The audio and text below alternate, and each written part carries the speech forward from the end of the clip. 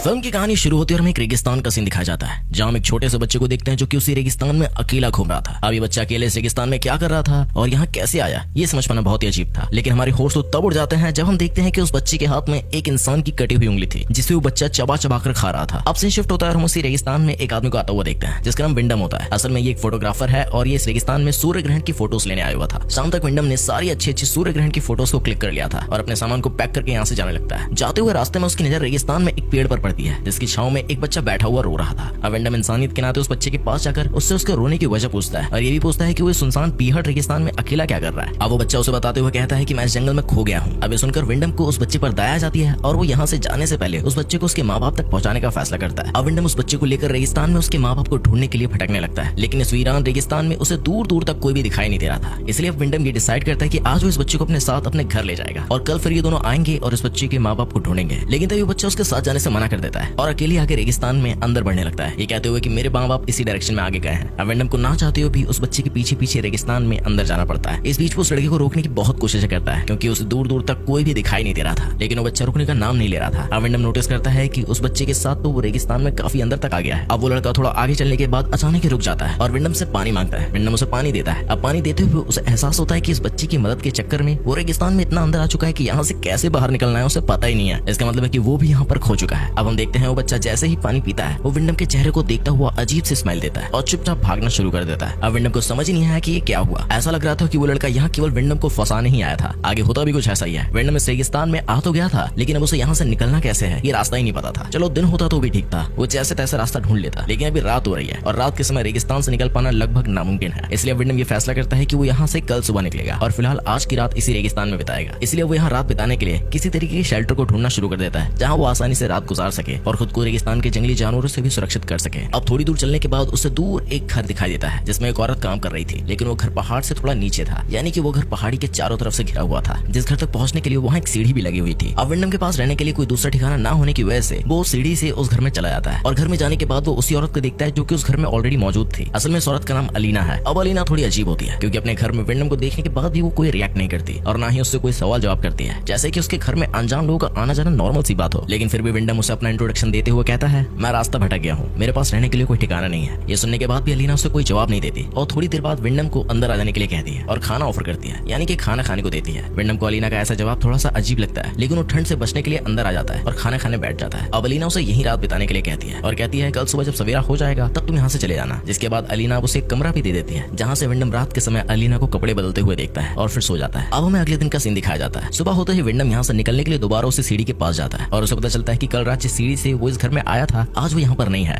यानी कि सीढ़ी अब गायब हो चुकी है और अब जिस जगह पर विंडम खड़ा हुआ है वो जगह चारों तरफ से ऊंची ऊंची चट्टानों से घिरी हुई है, जहाँ से बिना सीढ़ी के निकल पाना नामुमकिन था। इसलिए वो परेशान होकर अलीना के पास जाता है और उससे पूछता है कि कल जो सीढ़ी यहाँ थी वो कहाँ है। इस पर अब अलीना उसे जवाब देते हुए कहती है उन लोगों ने सीढ़ी को तुम्हारे यहाँ आने से पहले ही हटा दिया। ये सुनते ही विंडम अलीना से पूछता है कौन लोग, जिस पर अलीना कुछ भी जवाब नहीं देती और अपने काम में लग जाती है। आगे हम देखते हैं विंडम अब यहाँ से निकलने की कोशिश कर रहा था और उसके हाथ में क्लाइंबिंग हैमर है, जिसके जरिए वो चट्टान पर चढ़ता है और चढ़ते चढ़ते काफी थक भी जाता है। इसलिए वो एक जगह पर लेट कर थोड़ा आराम करता है। तभी उसे कुछ बच्चों के हंसने की आवाज सुनाई देती है और अचानक से एक बकरे का कटा हुआ सर नीचे आकर गिरता है, जिसे देखते ही विंडम का पैर फिसल जाता है और वो चट्टान से गिरकर बेहोश हो जाता है। और रात में जब विंडम को होश आता है तो वो देखता है उसका जो हथौड़ा था जिसके जरिए वो चट्टान पर चढ़ने की कोशिश कर रहा था वो उसके पैर में लगा हुआ था, यानी कि पैर के अंदर गड़ा हुआ था, जिस वजह से उसे पैर में बहुत ज्यादा दर्द हो रहा था और वो दर्द की वजह से चीखने चिल्लाने लगता है। विंडम की चीखने की आवाज सुनकर अलीना वहाँ पे आ जाती है और उसे अपने साथ अपने घर के अंदर ले जाती है। विंडम पूरी रात यही सोचते हुए गुजार देता है कि आखिर वो कौन है जो उसे यहाँ से जाने नहीं दे रहे हैं। वो ये बात अलीना से पूछता है, लेकिन वो उसे फिर से कोई जवाब नहीं देती। विंडम जब थोड़ा ठीक हो जाता है तो वो दोबारा से इस जगह से निकलने की कोशिश करता है और उसे चट्टान पर एक लड़का दिखाई देता है, जिसे देखते ही विंडम उससे हेल्प मांगते हुए एक रस्सी लाने को कहता है और वो लड़का विंडम को ये कहकर चला जाता है कि तुम यहीं रुकना, मैं कुछ देर में वापस आऊंगा। इसके बाद हम देखते हैं वो लड़का वापस आ गया और उसके हाथ में एक रस्सी भी थी, जिसे वो ऊपर लगे पत्थर से बांधकर नीचे फेंक देता है और विंडम को उस रस्सी के सहारे ऊपर आने के लिए कहता है। विंडम भी उस रस्सी को अपने पेट पर बांधकर ऊपर चढ़ने की कोशिश करता है। मैं आपको बता दूं अलीना भी ये सब अपने घर की खिड़की से देख रही थी, लेकिन वो इस पर चुप रहती है और कुछ भी नहीं कहती। इधर विंडम जैसे ही आधे रास्ते पर पहुंचता है तो उसे एहसास होता है कि अब वो यहाँ से बच जाएगा, लेकिन ये सिर्फ उसका एक वहम था। दरअसल आधे रास्ते को पार करने के बाद विंडम को बहुत सी अजीब बातों के बारे में पता लगता है। जैसे जब वह आधे रास्ते पर पहुंचता है तो उसे ऊपर बहुत सारे बच्चे दिखाई देते हैं जो विंडम को देखकर हंस रहे थे, यहाँ तक कि वो उसके ऊपर टॉयलेट भी कर देता है। असल में इन्हीं बच्चों ने विंडम को यहाँ पर ट्रैप करके रखा हुआ था, जैसा कि हमने इस कहानी की शुरुआत में देखा कि एक बच्चा विंडम को यहाँ पर लेकर आया था। आपको बता दें उसने ये सब जानबूझकर किया था, क्योंकि वो अपने दोनों दोस्तों के साथ मिलकर विंडम को ट्रैप करना चाहता था। खैर अब विंडम को सच्चाई पता लग चुकी थी, लेकिन वो भी ऐसी जगह पर लटका हुआ था जहाँ पर थोड़ी सी गलती उसकी जान ले सकती थी। पर वो बच्चे विंडम को परेशान करने के लिए उस रस्सी को जोर जोर से हिलाने लगता है, जिससे विंडम यहाँ हवा में ही झूलने लगता है और फिर वो अलीना से हेल्प मांगता है, जिसके बाद अलीना ये सब रुकवा देती है। लेकिन तब तक विंडम का सर चट्टान से टकरा जाता है और वो बेहोश हो जाता है। विंडम को अब ये लगने लगा था कि वो यहाँ से कभी निकल नहीं पाएगा। साथ ही वो ये भी सोचता है कि हो सकता है अलीना को भी इन लोगों ने ऐसे ही फंसाया हो और जब वो यहाँ से निकल नहीं पाई तो उसने इसी जगह को अपना घर बना लिया। लेकिन अजीब बात ये थी कि ये बच्चे विंडम और अलीना को मारना नहीं चाहते थे, बल्कि उन्हें खाना पीना टाइम पर दिया करते थे, लेकिन यहाँ से बस जाने नहीं देते थे। अब अगले दिन विंडम वहीं रेत में सब्जियां उगाने की कोशिश करता है ताकि उन्हें वहां पर रहते हुए खाने की कमी ना हो। तभी चट्टान के ऊपर से एक लेपस नाम का लड़का, जो कि उन्हीं बच्चों के ग्रुप में से एक था, वो विंडम से पूछता है कि आप क्या कर रहे हैं। इस पर विंडम उसे पौधे उगाने के बारे में बताता है। लेपस विंडम से ये सब सीखना चाहता था। अब इसी बात का फायदा उठाते हुए विंडम लेपस को अपना दोस्त बनाने की कोशिश करता है और उससे कहता है कि तुम अगर चाहो तो ये सब मैं तुम्हें सिखा सकता हूँ। जिसके बाद लेपस एक चॉकलेट फेंक कर वहां से चला जाता है और फिर वही मिट्टी में विंडम को एक रिंग और एक कार की चाबी मिलती है, जो कि इस बात का सबूत थी कि यहाँ उससे पहले भी कई लोग आ चुके थे। इसके बाद विंडम रात में शराब पीने लगता है और अलीना उसे और ज्यादा पीने से मना करती है, पर विंडम उसे डांट देता है। जिसके बाद अलीना बिना कपड़ों के ही उसके सामने आ जाती है और विंडम चाहते हुए भी अपने आप को रोक नहीं पाता और दोनों इंटीमेट हो जाते हैं। अब अगले दिन विंडम जब सुबह उठता है तो उसे अपने पौधे टूटे हुए दिखाई देते हैं, जिन्हें ठीक करने में अलीना भी उसकी हेल्प करती है। और थोड़ी देर बाद लेपस आकर विंडम से बात करने लगता है, जिस पर विंडम उसे कहता है मैं तुम्हें इतनी दूर से कुछ नहीं सिखा पाऊंगा, अगर तुम मुझे यहाँ से बाहर निकालते हो तो तुम जो चाहो वो मैं तुम्हें आसानी से सिखा दूंगा। इस पर लेपस डरते हुए विंडम से कहता है ठीक है, मैं आपको इन सब के होते हुए यहाँ से नहीं निकाल सकता, पर जब वो लोग यहाँ नहीं होंगे तो मैं आपको बाहर निकालने की कोशिश करूंगा। इन दोनों की बातों को अलीना भी सुन रही थी। इतने में यहाँ पर एक बच्चा भी आ जाता है, जो कि इन दोनों को बातें करते हुए सुन लेता है और वो लेपस को यहाँ से गुस्से में ले जाता है। अब रात में खाना खाते वक्त अलीना विंडम से कहती है वो उसके बच्चे की माँ बनने वाली है, जिस पर वो गुस्सा होते हुए उसे इन सब का जिम्मेदार ठहराता है। वो कहता है ये सब तुम्हारी गलती है, ये तुम्हारी वजह से हुआ है, क्योंकि मेरे सामने तुम ही बिना कपड़ों के आई थी। जिस पर अलीना उसे जवाब देते हुए कहती है ये सब हम दोनों की ही वजह से हुआ है। जिसे सुनने के बाद विंडम चुप हो जाता है और उसी रात हम देखते हैं वो सभी बच्चे कुछ रिचुअल्स कर रहे होते हैं, यानी कि किसी तरीके के काले जादू को परफॉर्म कर रहे होते हैं और बहुत ज्यादा गुस्से में थे। अगले दिन जब विंडम सो रहा होता है तो वो अलीना के रोने की आवाज सुनकर बाहर आता है और ये देखकर हैरान रह जाता है कि लेपस की डेड बॉडी तार से बंधी हुई हवा में लटक रही थी, जिसे किसी और ने नहीं बल्कि उन्हीं बच्चों ने मार के टांग दिया, क्योंकि वो जान गए थे कि वो विंडम की मदद करना चाहता है या करने वाला था। इधर हम अलीना को देखते हैं जो कि उस लड़की की लाश को देखते हुए मेरा बेटा कहते हुए बुरी तरीके से रो रही थी। और अब यहाँ एक राज खुलता है कि लूपस कोई और नहीं बल्कि अलीना का ही बेटा था। लेकिन इसके पीछे क्या सस्पेंस है ये आपको आगे कहानी में पता लगेगा। हम देखते हैं अलीना विंडम पर गुस्सा होते हुए कहती है तुम्हारी वजह से मेरे बेटे की जान गई, ना ही तुम उसे अपनी मदद करने के लिए कहते और ना ही आज उसके साथ ये सब होता, तुम ही मेरे बेटे के कातिल हो। इतना कहते हुए उसे एक पिंजरे में कैद कर देती है। अब हमें 9 महीने बाद का सीन दिखाया जाता है और हम देखते हैं अलीना ने अभी तक विंडम को उस पिंजरे में कैद करके रखा हुआ था। असल में अलीना विंडम को तब तक इस पिंजरे में कैद करके रखना चाहती थी जब तक वो उसके बच्चे को जन्म नहीं देती। उसके हिसाब से यही उसके किए की सजा थी। हम देख पाते हैं कि उस पिंजरे में रहने की वजह से विंडम का मानसिक संतुलन बहुत ज्यादा बिगड़ गया था। वो वहाँ रहकर जानवरों जैसे बर्ताव करने लगा था। हालांकि अलीना उसे खाना पीना तो देती थी, लेकिन इससे ज्यादा उससे कोई वास्ता नहीं रखती थी। अब हमें एक दिन का सीन दिखाया जाता है और विंडम को चट्टान के किनारे पर एक लड़की खड़ी हुई दिखाई देती है। अब वो जैसे उसे देखता है उससे मदद मांगने की कोशिश करने लगता है, लेकिन तभी वो शैतान बच्चे वहाँ आ जाते हैं और उस लड़की को भी मार कर उसकी हत्या कर देते हैं। अब हमें उसी रात का सीन दिखाया जाता है और अलीना हर दिन की तरह आज भी उसे उसके पिंजरे में खाना देने आती है, जहाँ विंडम उससे कहता है आखिर तुम चाहती क्या हो, तुम ये सब क्यों कर रही हो, या तो तुम मुझे आजाद छोड़ दो या मुझे मार डालो, मुझे ऐसा तड़पाओ मत। साथ ही ये भी कहता है कि मैं तुम्हारे बच्चे का बाप हूँ। इस पर अलीना उसे जवाब देते हुए कहती है तुम तो केवल एक बीज हो। अब हमें अगले दिन का सीन दिखाया जाता है और आज अलीना को सुबह सुबह ही लीवर पेन यानी कि पेट दर्द होना शुरू हो जाता है, यानी कि उसकी डिलीवरी का टाइम आ गया था। इसलिए वो विंडम को आजाद करके उसकी हेल्प करने को कहती है और वो भी उसकी पूरी मदद करता है। हम देखते हैं उन दोनों को एक बेटी होती है। अब अपनी बेटी का चेहरा देखने के बाद विंडम फैसला करता है कि वो अब यहीं पर रहेगा, यहाँ से कहीं नहीं जाएगा। लेकिन तभी वो शैतान बच्चे वहाँ आ जाते हैं और विंडम का गला एक तेजधार हथियार से काट कर उसे जान से मार देते हैं, जिससे उसकी मौत हो जाती है। अब वो बच्चे जो बात कहते हैं उसे सुनकर आप सभी के होश ही उड़ जाएंगे। वो कहता है माँ आपने जैसा कहा था हमने वैसा कर दिया, जिसका मतलब है कि ये सभी बच्चे किसी और के नहीं बल्कि अलीना के ही हैं। और विंडम के साथ इंटीमेट होने से पहले अलीना पहले भी कई मर्दों के साथ इंटीमेट हो चुकी है और उसने कई बच्चों को जन्म भी दिया है। असल में वो ऐसा किसी तरीके के रिचुअल को परफॉर्म करने के लिए किया करती थी। अब हमें कुछ समय बाद का सीन दिखाया जाता है जहाँ हम अलीना को अपनी बेटी को अपने घर में राजी खुशी खिलाते हुए देखते हैं और घर के बाहर विंडम की लाश वैसे ही पड़ी हुई थी जैसे उसे मारा गया था। इसी के साथ ये कहानी ये फिल्म यहीं पर खत्म हो जाती है। तो दोस्तों अगर आपको ये कहानी पसंद आई तो प्लीज हमारे चैनल को सब्सक्राइब कीजिए, वीडियो को लाइक कीजिए। मिलता हूं नेक्स्ट वीडियो में, तब तक के लिए जय हिंद, वंदे मातरम।